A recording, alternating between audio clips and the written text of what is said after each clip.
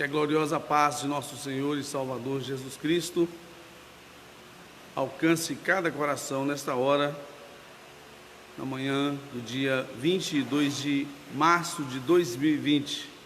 Estamos nesta hora reunindo para juntos estudarmos a lição da Escola Bíblica Dominical das Assembleias de Deus, aqui de Vagalume, igreja pastoreada pelo pastor Joel Francisco, e que nesta hora estaremos juntos meditando nesta lição tão gloriosa, cujo tema é Jesus, o homem perfeito.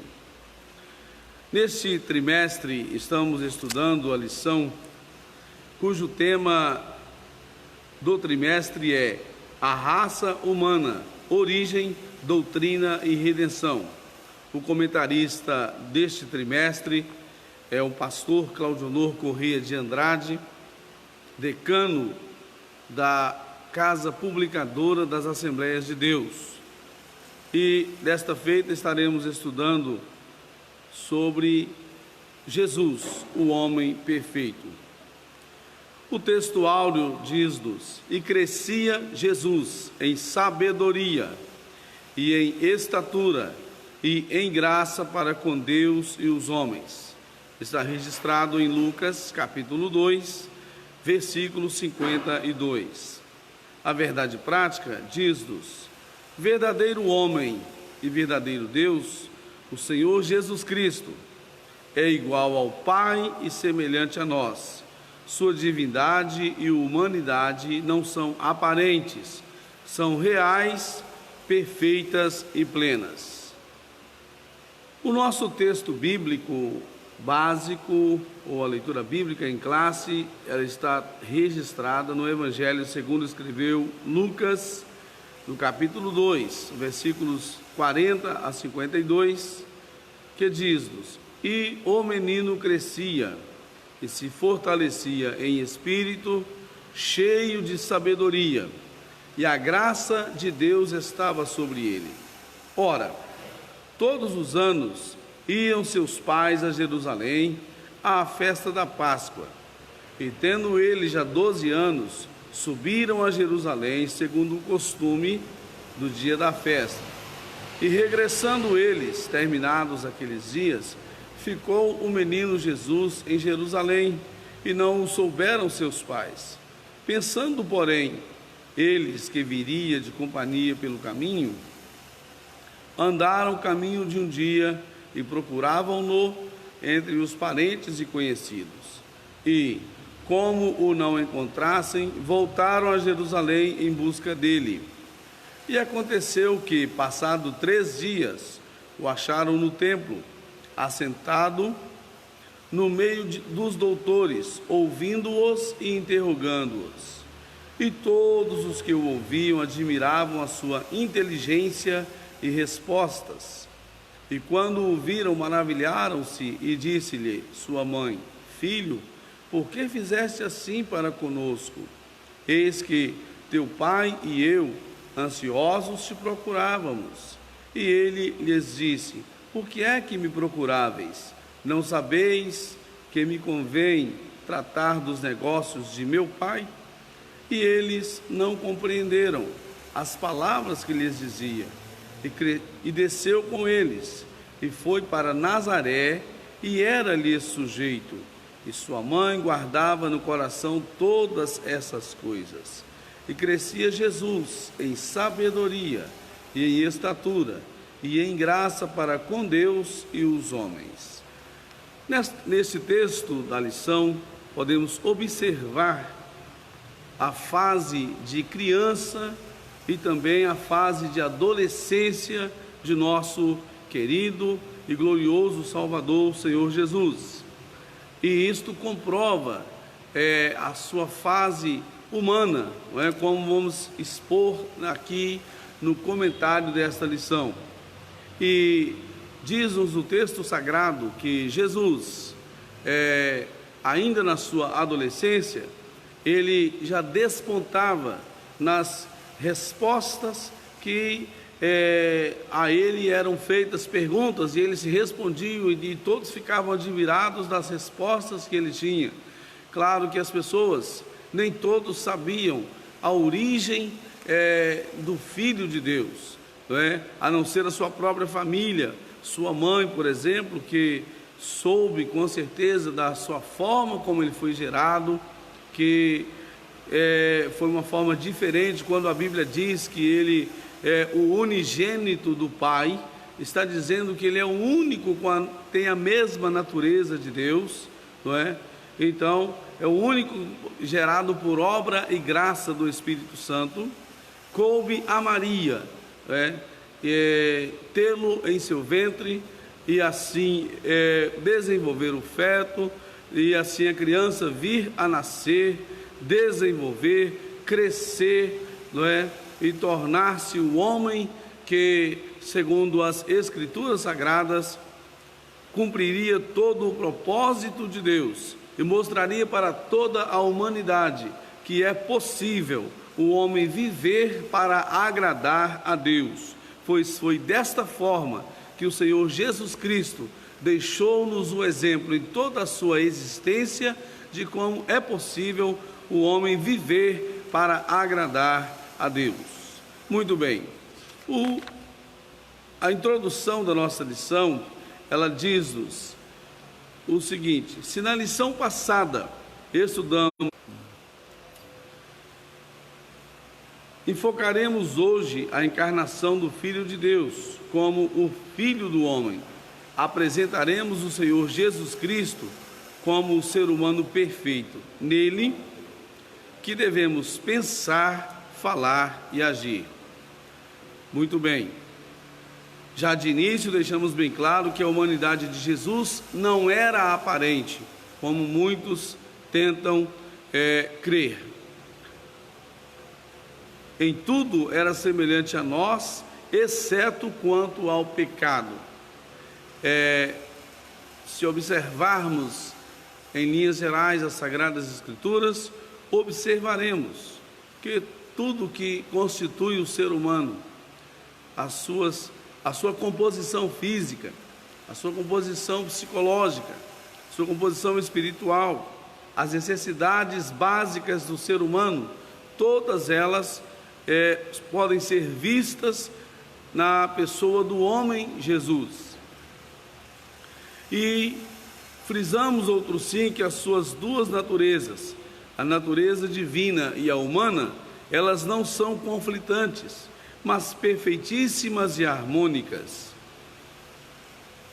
Uma jamais eliminou a outra.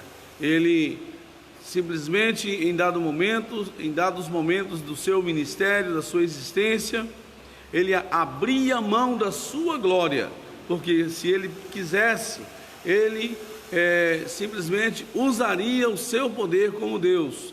No entanto, ele abriu mão, segundo o apóstolo Paulo escreve aos Filipenses, no capítulo 2, versículos 5 a 11, vamos observar que o apóstolo Paulo diz bem claro que, mesmo sendo Deus, não teve por usurpação ser igual a Deus.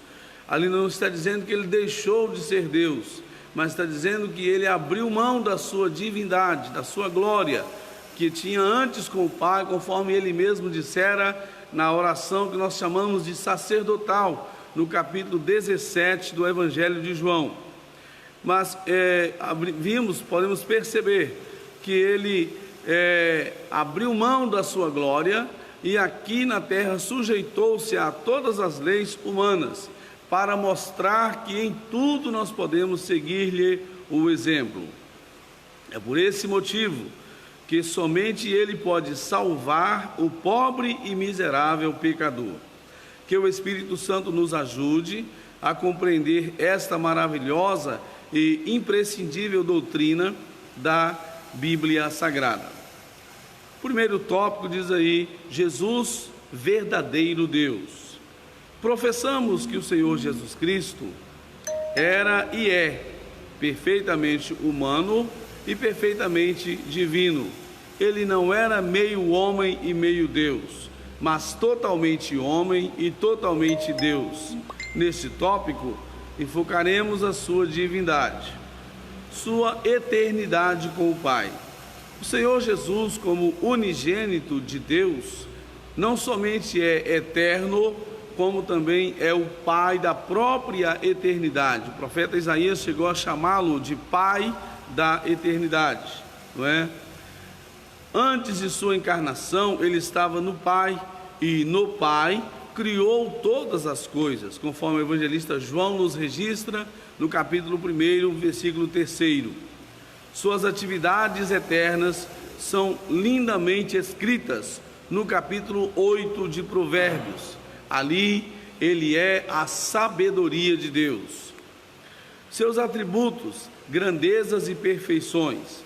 Jesus Cristo é a fonte da vida. Logo, ele tem vida em si mesmo. Sendo Deus de Deus, é imutável. Ele é onipresente, conforme podemos perceber nos textos bíblicos de Mateus capítulo 28, versículo 20, a carta aos Efésios capítulo 1, os versículos 22 e 23, e podemos perceber nesses textos, queridos irmãos, no texto de Efésios, por exemplo, o Senhor Jesus, ele diz-nos o seguinte, capítulo 1, versículo 22 e 23, olha o que diz esse texto para todos nós.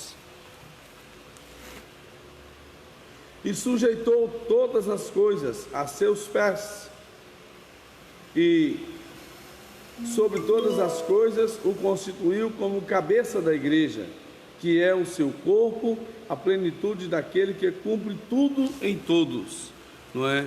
Aqui nós vemos dos três principais atributos que Jesus, como Deus, mostrava e mostra, nós podemos perceber aqui nesse texto a sua onipresença, a sua onisciência e a sua onipotência. Em sua onipotência, ele chegou a dizer no capítulo 28, versículo 20 do Evangelho de Mateus, um texto muito conhecido de todos nós que temos afinidade com o texto sagrado. Ele diz: é-me dado todo o poder no céu e na terra, não é? Aqui no capítulo 28, versículo 18, né? E chegando-se Jesus, falou-lhes dizendo: é-me dado todo o poder no céu e na terra. Podemos perceber, assim como o Pai tem todo o poder, assim como o Espírito Santo tem todo o poder, Jesus também tem todo o poder. E da mesma forma, ele é onipresente, não é? Podemos perceber estas palavras. Jesus Cristo, ele como Deus, como o Pai, como o Espírito Santo, também é onipresente, não é? Ou seja, ele não precisa se locomover de um lugar para o outro para estar presente. A Bíblia chega a dizer no capítulo 23, versículo 23 do profeta Jeremias, que a sua presença, olha o que diz esse texto sagrado tão importante para todos nós nesta hora. Esconder-se-ia alguém em esconderijos de modo que não o veja, diz o Senhor. Porventura não encho eu os céus e a terra, diz o Senhor.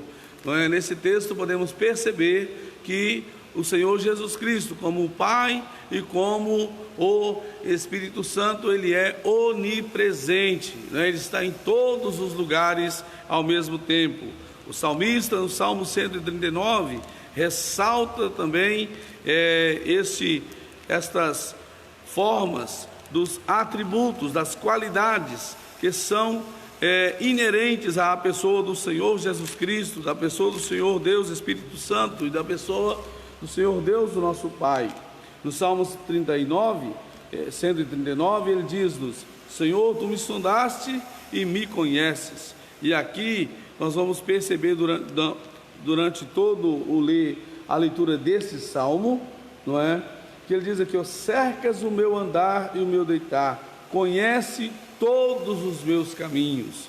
Nós, para conhecermos determinadas coisas, precisamos nos desdobrar sobre ela, estudar sobre ela, pesquisar sobre ela, Deus, ele não precisa disto, não é? Ele conhece todas as coisas antes delas virem à tona, antes delas acontecerem. Ele já conhece todas as coisas. Em várias partes da Bíblia Sagrada, por exemplo, no capítulo 1 do Evangelho de João, nós podemos perceber, quando alguém ficou admirado de que ele já o conhecesse, não é? Ele diz aqui nesse texto, capítulo 1 do Evangelho de João, né? E diz aqui, ó, capítulo 1, versículo 47: Jesus viu Natanael vir ter com ele e disse dele: eis aqui um verdadeiro israelita, em quem não há dolo. Disse-lhe Natanael: de onde me conheces tu? Jesus respondeu e disse-lhe: antes que Filipe te chamasse, te vi eu, estando tu debaixo da figueira. Ou seja, ele não conhecia somente a pessoa física de Natanael, mas conhecia toda a sua personalidade, todo o seu caráter, não é? Para ele chegar e dizer acerca de Natanael. No Evangelho de Lucas, também, quando o Senhor Jesus Cristo, ele está indo com determinada multidão, e de repente, alguém que esperava ver Jesus sobe em uma árvore, e esse alguém esperava que, quando ele passasse, ele pudesse ao menos ver o Senhor Jesus Cristo, não é? Jesus, diante de tanta gente que o cercava, chegando próximo àquela árvore, ele disse: Zaqueu, desce, porque hoje me convém pousar em sua casa. Ou seja, como ele saberia, não sendo Deus, ele jamais saberia, não é? No entanto, ali ele mostrou a sua onisciência. Ele sabia de alguém que estava interessado em conhecê-lo, interessado em não somente vê-lo, mas tê-lo como Deus. E então quando ele ouve a voz de Jesus, ele desce, recebe Jesus gostoso no seu coração. E é isto, queridos ouvintes, queridos irmãos em Cristo, que nós precisamos sempre fazer: receber Jesus com alegria em nosso coração. Aleluia. Muito bem, podemos perceber também a sua onipresença, a sua onipotência, a sua onisciência, que são atributos, que são qualidades que pertencem somente a Deus, não é? E Jesus, ele tinha todas estas qualidades enquanto homem. Diz o texto sagrado, como já frisei antes, que ele abriu mão. No entanto, ele abriu mão da sua glória, mas sempre que podia, sempre que precisava, ele era usado por Deus, usado pelo Espírito Santo. A Bíblia diz na carta aos Hebreus que o Espírito de Jesus, o Espírito eterno, acompanhou todo o ministério de Jesus, deu toda a assistência em tudo que Jesus precisava, não é? Então, olha bem, o ministério dele foi acompanhado pelo Espírito Santo. Houve momentos em que ele mostrou a sua divindade, mas houve momentos em que ele dependeu do Espírito Santo para mostrar para nós que, se quisermos sermos vitoriosos, também precisamos depender do Espírito Santo. Ele chegou a falar no capítulo 15: sem mim nada podeis fazer. Muito bem, meus queridos, nós estamos observando aqui, sua onipotência não pode ser ignorada, porque todo o poder nos céus e na terra acha-se em suas mãos, não é? Portanto, amados irmãos, mesmo diante de circunstâncias e situações que nos pareçam adversas, nos pareçam difíceis de entender e de suportar e de passar por elas, não preocupemos, entreguemos tudo na mão daquele que tem todo o poder nos céus e na terra. Ele não perde o controle de nada, tudo está nas suas mãos. A ele toda a honra e toda a glória. O subtópico número 3 diz-nos que ele esvaziou-se de sua glória, mas não da sua divindade.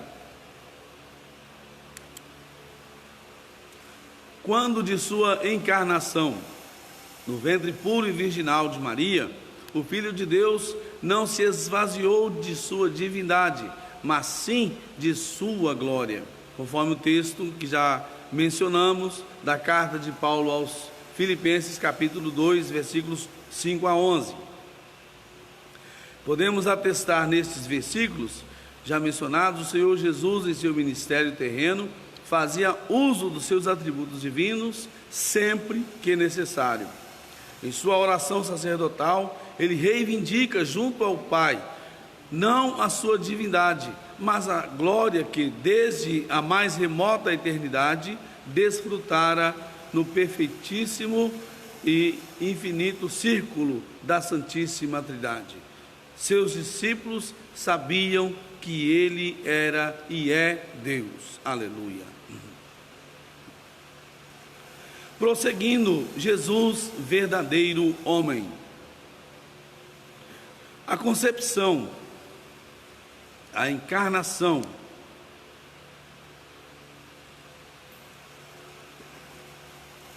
e o nascimento do Filho de Deus não pegaram Israel de surpresa, pois Deus, de antemão, já havia avisado pelos profetas que Jesus haveria de vir ao mundo, não é? E ele, conforme profetizado pelos profetas, principalmente Isaías, profeta Miqueias, que falaram acerca da pessoa do Senhor Jesus, falaram até mesmo da forma como ele se alimentaria, falava acerca, muito antes dele nascer, acerca de como ele seria humilhado, não é? O profeta Isaías chegou a chamá-lo de homem de dores e experimentado nos trabalhos, e diz ainda que o homem de quem os homens escondiam o rosto, não é? Então ele citou toda a parte onde Jesus foi humilhado grandemente aqui na terra. Também o profeta Miqueias faz menção até mesmo do local onde Jesus haveria de nascer. No capítulo 5, do versículo 2, o profeta Miqueias, ele faz uma menção olha o que diz o texto: Tu, Belém, Efrata, posto que pequena entre milhares de Judá, de ti me sairá o que será Senhor em Israel, e cujas origens são desde os tempos antigos, desde os dias da eternidade. Também Moisés, lá no capítulo 18 do livro de Deuteronômio, Moisés, ele falou assim, capítulo 18, versículo 15, não é? Ele já profetizava acerca do Senhor Jesus. Ele chegou a dizer: o Senhor teu Deus te despertará um profeta no meio de ti, de teus irmãos, como eu, a ele ouvireis, não é? Então, olha bem, em todo o texto sagrado, em toda a Bíblia sagrada, em todo o Pentateuco, em todos os livros históricos, em todos os livros proféticos do Antigo Testamento, podemos observar, todos eles profetizaram, vaticinaram acerca do nascimento do Senhor Jesus Cristo. E então não era surpresa que para os judeus, para os israelitas da época, que Jesus haveria de nascer. Olha bem, aliás, o mundo gentílico foi preparado por Deus para recebê-lo. Infelizmente, os judeus, apesar de todas as evidências bíblicas, vieram a rejeitá-lo, conforme relata-nos o evangelista João, no capítulo de número 1, versículo 12, né? Diz que ele veio para o que eram seus, mas os seus o rejeitaram. Aqui diz o texto sagrado desta forma, o versículo de número 11: veio para o que era seu, e os seus não o receberam, mas a todos quantos o receberam, deu-lhes o poder de serem feitos filhos de Deus, aos que creem no seu nome. Aleluia. Podemos observar que mesmo os judeus recusando, rejeitando a Jesus, não é? Aqui o texto está mostrando para todos nós que a todos quantos o receberem, não é? Deu-lhes o poder, dá-lhes o poder de serem feitos filhos de Deus. Portanto, Prezado ouvinte, se você quer experimentar, não é, estar na família de Deus, receba Jesus no seu coração. E ainda diz aqui o subtópico número 1 do tópico 2, Jesus estava no seio do Pai. Antes de sua encarnação, o Senhor Jesus achava-se no seio do Pai, conforme o texto de João 1, versículo 18, que diz assim, a palavra de Deus: Deus nunca foi visto por alguém, o Filho unigênito que está no seio do Pai, este o fez conhecer. Mas não devemos supor que ele estivesse inativo, pelo contrário, sendo ele eterno e o Pai da eternidade, participou ativamente da criação do mundo. Ele é o Verbo de Deus. Verbo fala de ação, de movimento, não é? Em tudo podemos perceber, não é, a ação do Senhor Jesus Cristo, trabalhando para salvar, para curar, para libertar, não é, para fazer o nome do Pai ser glorificado. Sem Jesus Cristo, nada do que existe existiria, como diz o próprio texto sagrado do Evangelho de João, que está dizendo aqui, capítulo 1, versículo 3, todas as coisas foram feitas por Ele, e sem Ele, nada do que foi feito se fez. Que maravilha! Bom, profetizado no Antigo Testamento. A vinda do Senhor Jesus é profetizada em todo o Antigo Testamento. No Gênesis, ele é a semente da mulher. O texto de Gênesis capítulo 3, versículo 15, é um dos textos mais importantes da Bíblia Sagrada, porque vemos o próprio Deus, ele profetizando, ele vaticinando acerca do nascimento, da vinda de um que esmagaria a cabeça da serpente. Diz aqui o texto: e porei inimizade entre ti e entre a tua semente, e a sua semente, esta te ferirá a cabeça, e tu lhe ferirás o calcanhar. Nós podemos perceber o próprio Deus falando acerca da vinda futura de um que esmagaria a cabeça da serpente. Lá no capítulo 16, versículo 20 da carta aos Romanos, não é? O apóstolo Paulo, escrevendo aos Romanos, ele fala uma palavra importante. Ele diz assim: e o Deus de paz esmagará em breve Satanás debaixo de vossos pés.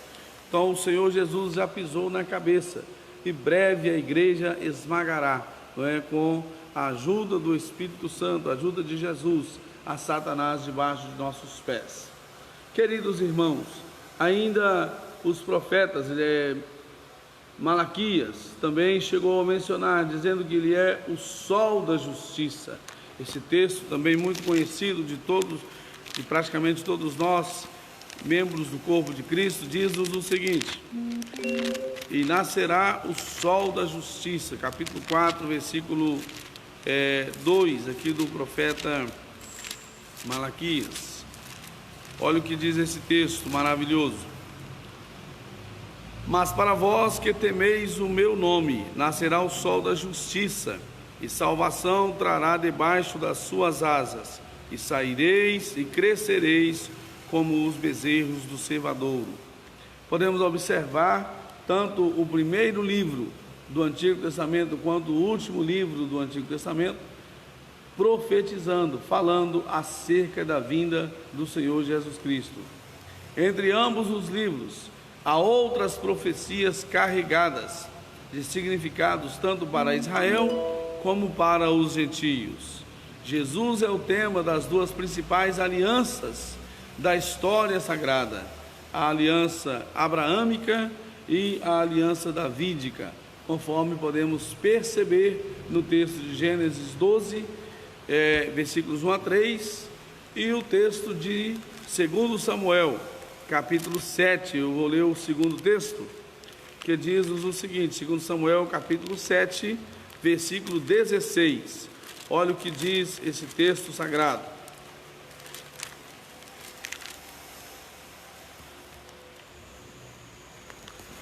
Olha o que diz esse texto sagrado. 2 Samuel, capítulo 7. Deixa eu só localizar aqui o texto correto. Porém, a tua casa e o teu reino serão firmados para sempre diante de ti. Teu trono será firme para sempre. Deus prometendo a Davi que não lhe faltaria sucessor no trono, e que o seu sucessor máximo seria o Senhor Jesus Cristo.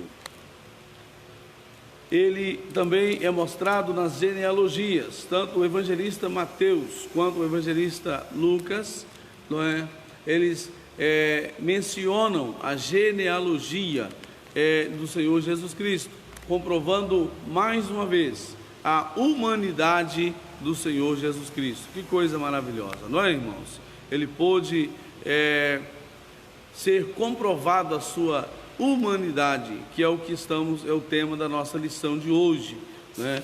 Jesus, o homem perfeito. Vamos percebê-lo também encarnado no Novo Testamento. O Filho de Deus tornou-se de fato carne.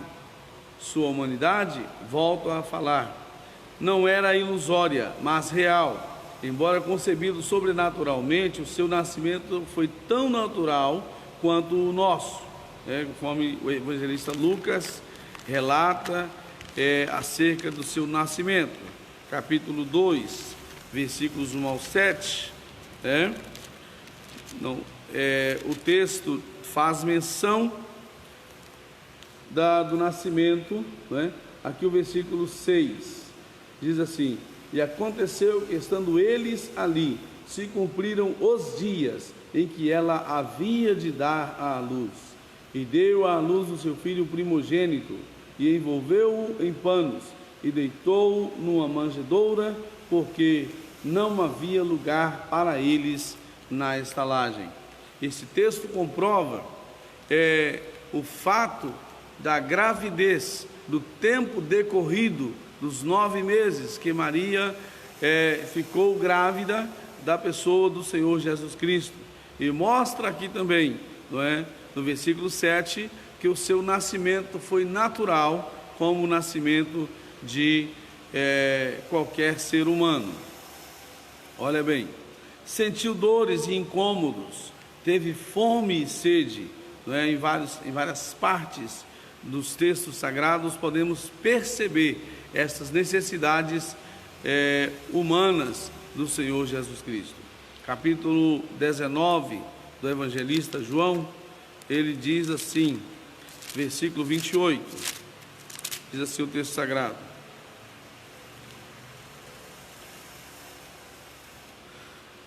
depois, sabendo Jesus que já todas as coisas estavam terminadas, para que a Escritura se cumprisse, disse: tenho sede, Então, mostrando aí que ele tinha realmente necessidade humana, necessidade do corpo humano, Ele mostrou isso para todos nós, provando mais uma vez a sua humanidade, que é o tema da nossa lição. E diz aqui também: no jardim da agonia, experimentou profunda tristeza. O ser humano é dotado de sentimentos, Todos nós somos dotados de sentimentos. E Jesus, houve momentos em que ele entristeceu, mas houve momentos também que ele se alegrou, houve momentos também que ele teve momentos que ele chorou junto com alguém, quando, por exemplo, alguém estava chorando pela perca de um ente querido, lá no capítulo 11 do evangelista João, diz o texto sagrado que ele, ao ver aquelas irmãs do morto chorando, ele também chorou junto com elas. O texto diz bem claro: Jesus chorou, mostrando que ele tinha sentimentos, que ele podia apropriar-se, do sentimento das pessoas, que ele sentia empatia pela tristeza, pela situação que as pessoas viviam, e ele então também tinha sentimentos e demonstrava isto, e não somente demonstrava, mas também procurava, não é? Muitas das vezes podemos observar, principalmente nesse texto que estou fazendo referência, ele não somente chorou, mas ele procurou enxugar as lágrimas daquela família, não é? Quando ele ressuscita a Lázaro, que já estava há 4 dias sepultado, estava 4 dias morto, não é? E ele diz, o texto sagrado, que ele chorou, mas não ficou somente no choro, ele agiu e ele pôde trazer alegria de volta àquela casa. Também lá no livro de Lucas, no capítulo 7, a mulher ia enterrar o seu único filho, já era viúva e ainda perdera o seu único filho. E chorava ela juntamente com todos os que estavam ao seu redor. Jesus mandou parar ali aquele cortejo fúnebre e ele pôde, por uma ação divina, ele pôde ressuscitar aquele rapaz e trazer a alegria de volta àquele lar. Isto mostra que ele tinha empatia, ele tinha sentimento. O evangelista Mateus diz que ele tinha compaixão pela tristeza, pela situação de miséria em que as pessoas estavam. Isto mostra que ele sentia na pele, né? Como homem, ele sentia o que as pessoas sentiam, a tristeza, a agonia, não é? Muitas vezes, quem sabe, a ira. Houve momentos em que ele pôde agir, não é? Quando viu que alguém estava fazendo mau uso do templo sagrado, ele então pôde agir ali, demonstrando o seu zelo para com as coisas de Deus, não é? E isso mostra que ele pôde agir como um ser humano, não pecando contra Deus, não pecando contra ninguém, não é? Mas ele pôde mostrar que o ser humano é dotado de sentimentos, e ali ele pôde mostrar o seu sentimento. Também o texto sagrado diz, a nossa semelhança, a humanidade de Jesus era completa. Ele tinha corpo, alma e espírito. Eu gostaria até mesmo de fazer menção desses textos, porque eles ratificam, eles confirmam para nós, não é? A composição do ser humano. No capítulo 14, versículo 34 do evangelista Marcos, olha o que diz esse texto sagrado. Capítulo 14, versículo 34 do evangelista Marcos: a minha alma está profundamente triste até a morte, ficai aqui e vigiai. Mostrando aqui que a sua alma, porque a alma é a sede das emoções, não é? E aqui podemos perceber a alma de Jesus se entristecendo, porque o momento difícil para ele estava chegando, não é? Um momento como homem, sabemos que não foi fácil aproximar daquele momento, não é? Todos nós ficamos ansiosos, ficamos em situação difícil quando vamos nos submeter a um teste, vamos submeter a alguma coisa, não é? Também não foi diferente com Jesus, chegando próxima a esta hora, que é a hora mais difícil, e eu entendo que não houve ser humano, nem antes e nem depois dele haverá ser humano que passou pelo que ele passou, não é? Porque ali ele estava, se ele não o fizesse, nós estaríamos miseravelmente perdidos, não é? Mas como homem, ele sabia que aquela decisão era muito difícil para ele mantê-la. No entanto, visando a minha e a sua condição de pecador, ele tomou este lugar, ele tomou o nosso lugar, sentiu essa profunda tristeza, essa amargura na sua alma, sentiu-se até mesmo abandonado, mas jamais abriu mão da missão para a qual ele viera a este mundo. E por isso é que nós aqui estamos nesta manhã, glorificando, exaltando, louvando o seu santo nome, porque não fosse esta sua atitude enquanto homem, jamais teríamos o direito de salvação. Os outros textos que comprovam a composição física da humanidade de Jesus, Eu li Marcos capítulo 14, agora também o texto de Mateus capítulo 27, os versículos 50 e 58. Vamos falar acerca das outras duas composições. O 50 vai dizer assim: e Jesus, chamando outra vez, com grande voz, entregou o Espírito, não é? E percebemos claramente Jesus rendendo o seu Espírito a Deus, não é? Mostrando claramente que ele tinha alma, espírito. E no versículo 58 dirá-nos o seguinte: este foi ter com Pilatos e pediu-lhe o corpo de Jesus. Então Pilatos mandou que o corpo lhe fosse dado. Quem era este?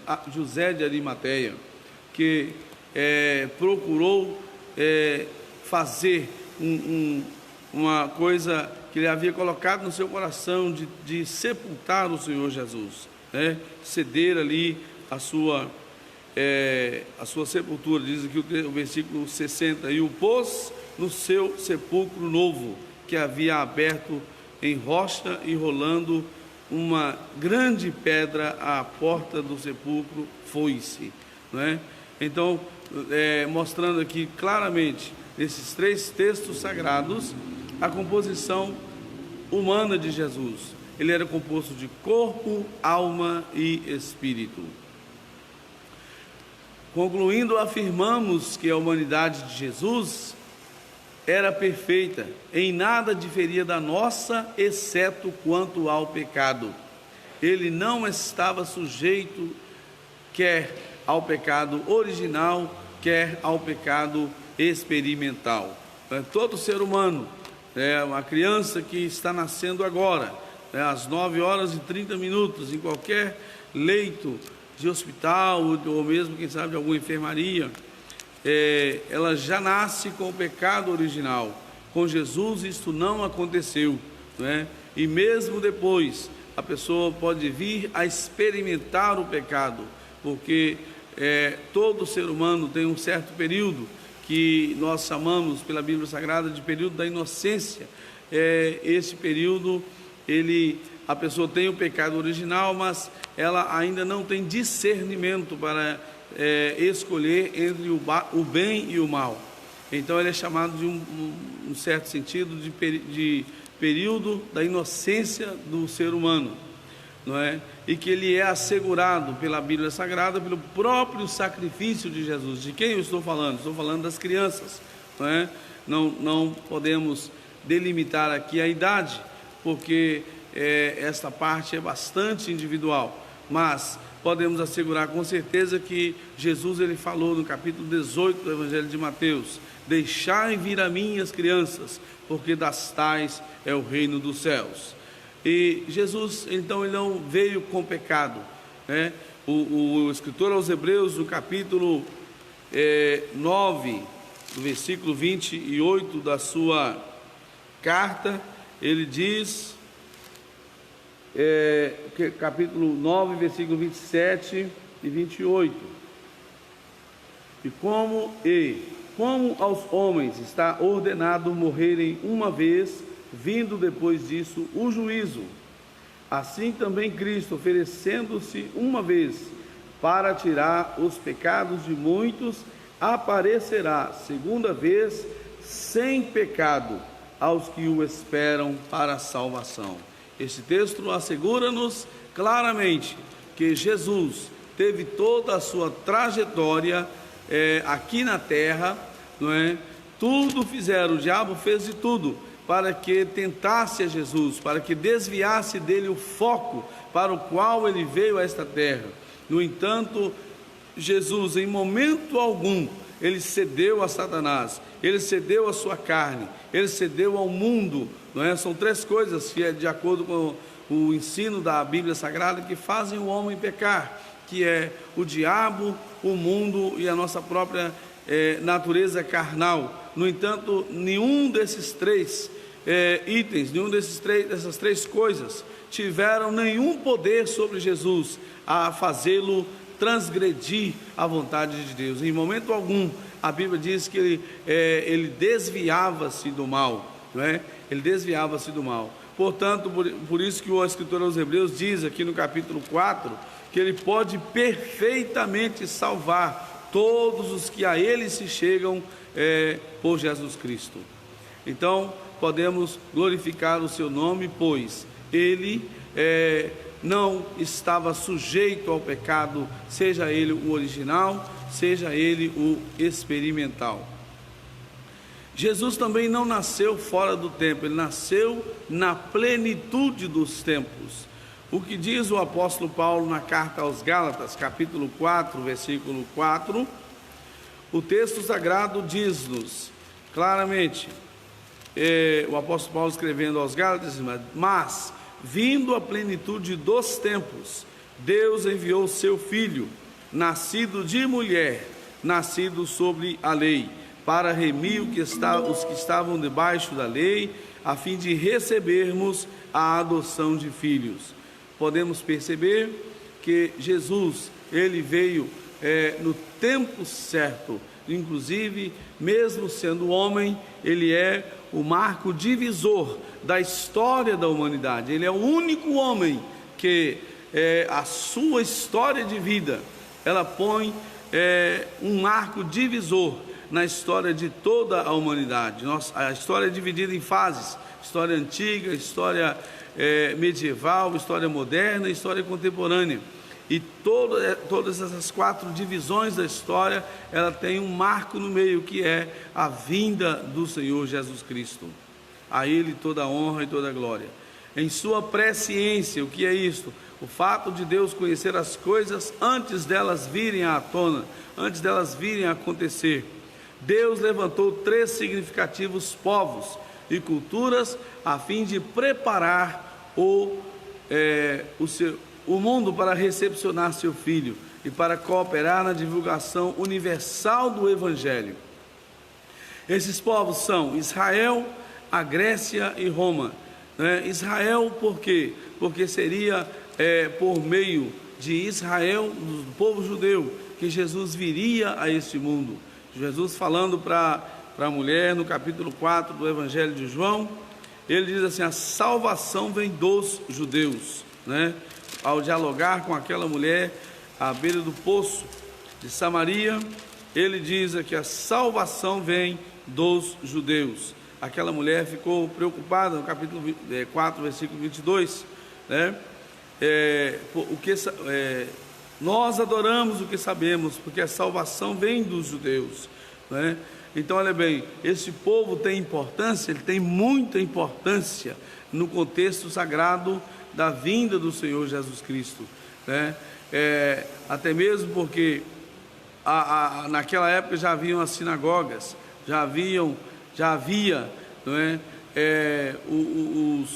os profetas, já haviam os doutores da lei, todos eles entendiam pela Escritura Sagrada, a Escritura do Antigo Testamento, que haveria de vir o Filho de Deus por meio de Israel, ainda que não aceitassem, mas sabiam que ele era o único que viria, para, de uma vez por todas, salvar a humanidade dos seus pecados.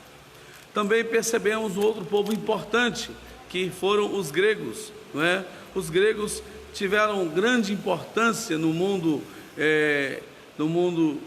em que Cristo nasceu, pois eles foram o império que antecedera o Império Romano, e com isto o mundo daquela época, ele falava a língua grega, a cultura helênica era a cultura que estava dominando o mundo de então.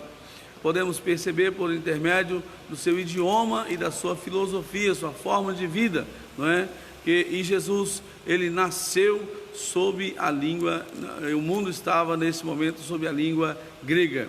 Podemos perceber que todo o Novo Testamento foi escrito na língua grega. E um outro povo que teve grande importância, para a humanidade de Jesus e para o seu ministério foram os romanos, Podemos perceber aqui, por meio das suas leis, dos seus governos, e também por meio das estradas de excelente qualidade, que o Império Romano desenvolveu na sua época. Podemos observar que o Império Romano foi um dos mais importantes da história, podemos dizer também que foi o último que se destacou na história antiga, mas que teve grande importância para a divulgação, para a disseminação do Evangelho, né? Não somente nos dias de Jesus Cristo, mas nos dias posteriores ao Senhor Jesus Cristo, quando a igreja do Senhor Jesus fora instalada, fora inaugurada. E aí podemos perceber a igreja primitiva caminhando, podendo, por meio dos primeiros apóstolos, como Tiago, Pedro, João e o apóstolo Paulo, que se converte a Cristo, e eles fazem uma grande extensão do Evangelho. Por quê? Porque o mundo daquela época oferecia condições, né? Estradas que pudessem locomover, trazer, levar para os mais distantes rincões do Império Romano a palavra do Senhor. Não é à toa que surgiu nesta época, né, um adágio antigo que diz: todos os caminhos levam a Roma. Podemos perceber que esses povos, os judeus, os gregos e os romanos, tiveram importância singular na humanidade de Jesus. O subtópico número 5, em Israel, Jesus é apresentado ao mundo. O Filho de Deus, que segundo a carne é também filho de Davi e de Abraão, nasceu em Israel, tendo ele uma educação harmônica e perfeita, tanto diante de Deus quanto dos homens. Iniciou seu ministério aos 30 anos de idade, conforme relata nos Lucas. E conforme veremos no próximo tópico, o Senhor Jesus foi em todas as coisas o mais perfeito dos homens, né? Não houve homem, nem antes e nem depois, né, que terá a perfeição que teve o Senhor Jesus Cristo enquanto homem aqui na terra, né? Podemos observar que ele não se dava à preguiça. Certa vez ele disse: meu pai trabalha até agora, capítulo 5, versículo 17, e eu trabalho também. E em tudo podemos perceber que ele realmente demonstrou ser servo. Capítulo 10, versículos 45 do Evangelho de Marcos, ele diz que ele não veio para ser servido, mas para servir e para dar a sua vida para toda a humanidade.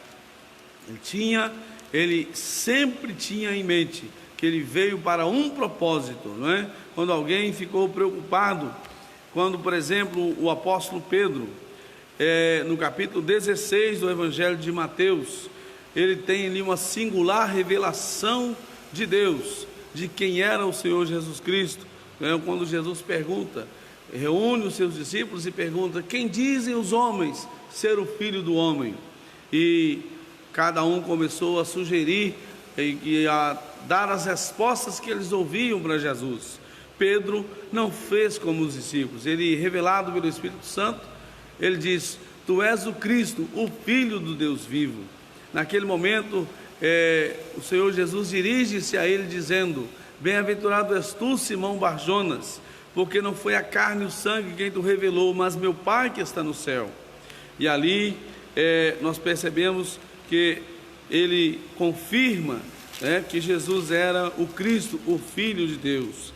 Mas tão logo ele dá esta resposta tão maravilhosa para Jesus, não é? Podemos perceber que naquele mesmo momento Pedro se deixa levar, quem sabe por algum descuido, não é? E quando Jesus diz que para qual era a sua missão, ele chegou aqui a dizer, no versículo 20 e 21, desde então começou Jesus a mostrar a seus discípulos que convinha ir a Jerusalém e padecer muito dos anciãos e dos principais dos sacerdotes e dos escribas e ser morto e ressuscitar ao terceiro dia. Quando ele acaba de dizer esta palavra, o mesmo apóstolo Pedro, que houvera dado uma resposta tão ilustre, tão maravilhosa, revelada por Deus, ele se deixa dominar por um outro pensamento, não é?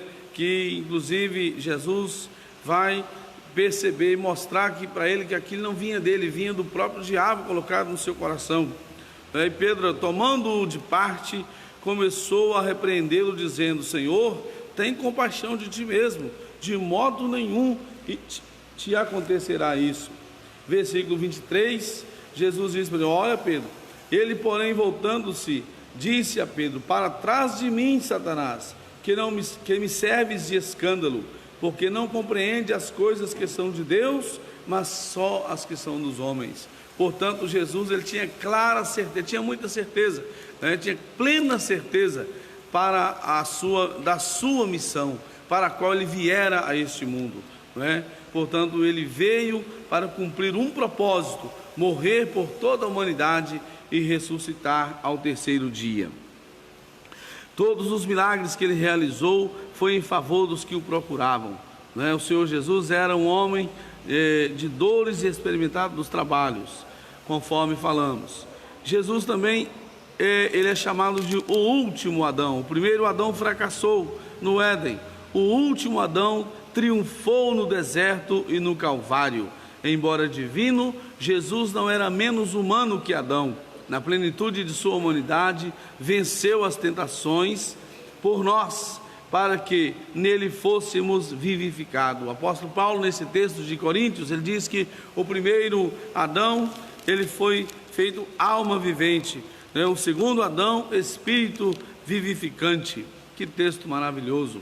Quando olhamos para o Senhor Jesus Cristo, concluímos para a humanidade que a humanidade não foi um fracasso, porque apenas nele somos plenamente redimidos, somente em Jesus.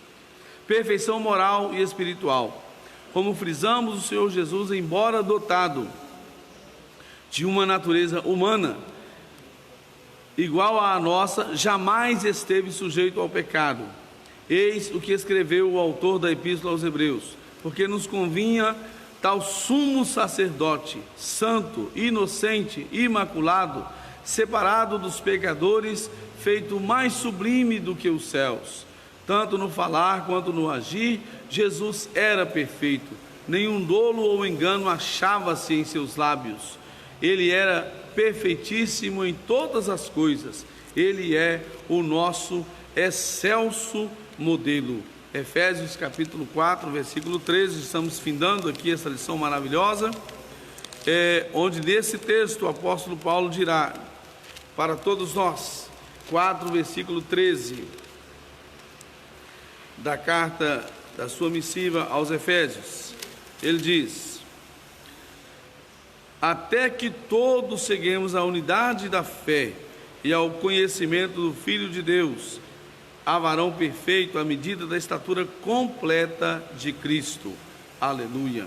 Ainda o apóstolo Pedro, para findar os nossos textos aqui, estaremos orando, na sua primeira carta, no capítulo 2, versículos 21 a 24, o apóstolo Pedro dirá para todos nós: porque para isto sois chamados, pois também Cristo padeceu por nós, deixando-nos o exemplo, para que sigais as suas pisadas, o qual não cometeu pecado, nem na sua boca se achou engano, o qual, quando o injuriavam, não injuriava, e, quando padecia, não ameaçava, mas entregava-se àquele que julga justamente, levando ele mesmo em seu corpo os nossos pecados sobre o madeiro, para que, mortos para os pecados, pudéssemos viver para a justiça, e pelas suas feridas fostes sarados.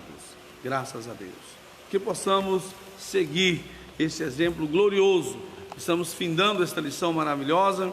Estaremos nesta hora agradecendo a Deus pela oportunidade de estar ministrando esta lição tão maravilhosa, falando sobre Jesus, o homem perfeito, o homem que pôde em sua existência carnal cumprir todos os desígnios do Pai, e em momento nenhum ele titubeou, ele desanimou, ele fracassou, mas em tudo ele foi vencedor como homem, não é? Mostrando que é possível para todos nós, enquanto homens, vivermos na dependência do Pai e assim agradá-lo em todas as coisas. Queremos orar por você, amado irmão, amada irmã, para que Deus possa abençoar a sua vida, abençoar a sua família, abençoar todos os seus projetos, e que você possa, que cada um de nós possamos procurar agradar a Deus enquanto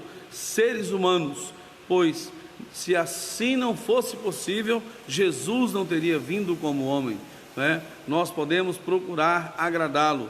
Nós podemos perceber até mesmo o exemplo de outros homens na Bíblia Sagrada, que embora também sendo homens, puderam abrir mão de muitas coisas, quem sabe de que poderia trazer aqui para nós conforto, não é? Prazeres ilusórios, efêmeros, passageiros, mas abriram mão de tudo isso para procurar agradar ao Pai. É fácil? Não é não, mas dependendo do Pai, nós podemos, Ele mesmo diz a sua palavra, em mim podeis todas as coisas, não é? Então vamos fazer uma oração a Deus. Senhor nosso Deus e poderoso Pai, nesta hora estamos te agradecendo, Pai Celestial, pela oportunidade de estarmos aqui ministrando a Tua palavra, adorando o Teu nome, glorificando o Teu nome, exaltando o Teu nome e te louvando, ó Senhor Deus, pela existência humana do Senhor Jesus Cristo, nos dias em que Ele aqui esteve e que aqui cumpriu cabalmente a sua missão, vindo para exatamente tomar o nosso lugar, o lugar da humanidade, pois se não fosse esta missão do Senhor ser cumprida, jamais poderíamos ter direito aos céus, poderíamos ter direito ao perdão dos nossos pecados, mas como homem o Senhor foi fiel a Deus em tudo, e por isso hoje nós podemos glorificá-lo. Se somos vitoriosos hoje, é porque o Senhor, enquanto homem aqui na terra, não vacilou, não descuidou da sua missão, não desviou do seu propósito,